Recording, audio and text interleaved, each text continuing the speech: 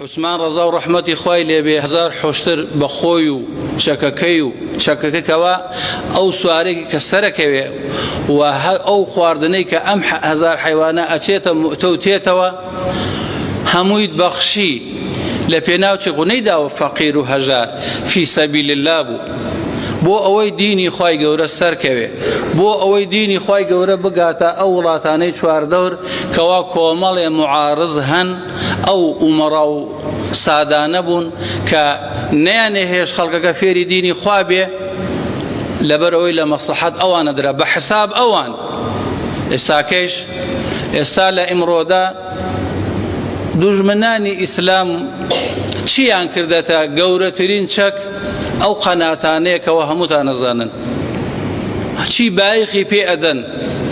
تەواو بایخی پێ ئەدەن بۆ ئەوەی دین و ئەخلاق و ڕەوشت و دابوو نەریتی موسڵمانان نەهێلن ئیشەکەیان ئەوەیە بۆ ئەوەی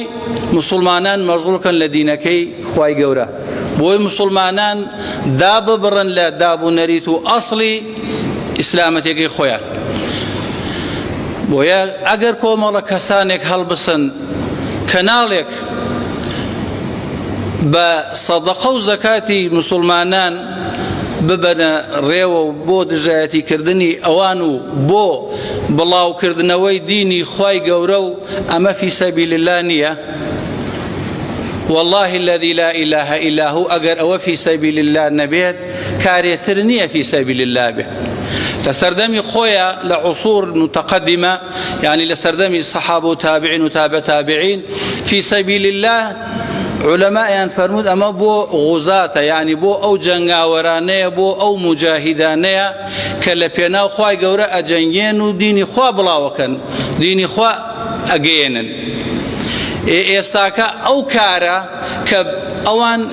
بە جیها ئەوان بە چەک و ئەسڵەحە نەهێش دینی خوا بڵاو بێتەوە بەردەمیان نەگرت ئێستاکە ئەوان بە قەنات دژایەتی دەکەن بە قەناتە فەزایەکان دژایەتیتانەکەن لە ناو ماڵەکەی خۆمانە لە بن ماڵەکەی خۆمانە دژایەتیمانەکەن قەناتی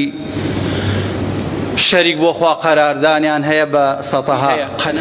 ئەگەر قەناتێک بڵێ یا قەومی اعبدوا الله ولا تشركوا به شيئا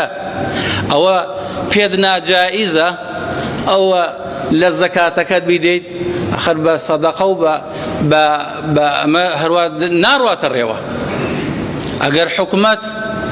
ئەگەر حکومەت پارێک بۆ تەرخان بکە بۆ ئەو کەسانی کە ئیش ئەکەن لەوێ ئەو کاتانین بە زەکاتیان مەدەنێ لەبەرەوە تا حکومەت الحەمدولله پارە ئەدا و یارمەتی کەناڵەکە ئەدا بەڵام کە کەناڵەکە یارمەتی نادرێ بەڵکو پاشتا قولشی ئەدرێ ئەگەر چوار موسڵمان وەکو تۆ زەکاتەکەی نەدا زەکاتەکەش نالین هەر هەمووی بدە ئەو کەناڵە بیکە دوو بەشەوە بەشێکی بۆ ئەو فەقیر و هەژاری کەوا تۆ ئەیلێی ئەیناسی بەشێکشی بدە ئەو کەناڵە لەبەرەوەی پێغەمبەر صلى الله عليه وسلم فەرمیێ جاهدوا الكفار والمشركين بأنفسكم وأموالكم بنفستان بمالتان بقلمتان جهاد بکە ئەگە تۆ بۆ ناکرێت داعوە بکەیت و جهاد بکەیت پارەکەتی الحەمدولله بیدە با لەو کەناڵەوە داعوە بۆ لای وحدانیەتی خوا ئەکرێت داعوە بۆ سەر سونەتی ڕەسوولی نازدار ئەکرێت صلى الله عليه وسلم لە ڕۆژی قیامەتە کە بانگ کریای فلانی کوڕی فلانی یەکسەر بانگ دەگا پێغەمبەر صلى الله عليه وسلم ئەوەنە بەهۆی تۆوە سەڵاوات دراوە لەسەر پێغەمبەر صلی الله علیه و سلم بەهۆی پارەکەی تۆوە بەهۆی زەکاتەکە و یارمەتیدانەکەی تۆوە دینی خوا بڵاو بووەتەوە سەڵاوات دراوە لەسەر پێغەمبەر صلی الله علیه و سلم ئەلێ نەی ڕەسوولی نازدار ئەوە فلانی کوڕی فلان بەهۆی ئەوەوە سەڵاوات یان خۆی سەڵاواتەدا بۆیە ئینفاق فی سەبیل الله لەم دەشەوەی ئەخیردا کارێکی پیرۆزە و کارێکی زۆر چاکە ئەوەیشی ئێوێ خوا لە خۆی ڕازی بکات تۆ